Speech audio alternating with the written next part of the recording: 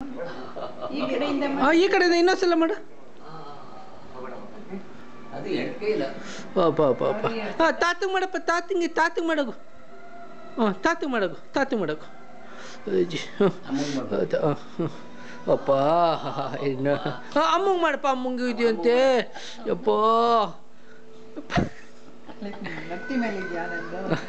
ಅಯ್ಯೋ, ಇನ್ನೊಂದ್ಸಲ ಮಾಡು ಅಮ್ಮಂಗೆ. ಹೋಗಪ್ಪ.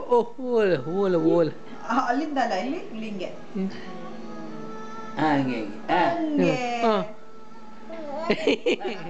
ಹೋಗ. ಅಜ್ಜಿಗೆ ಮಾಡಕಪ್ಪ.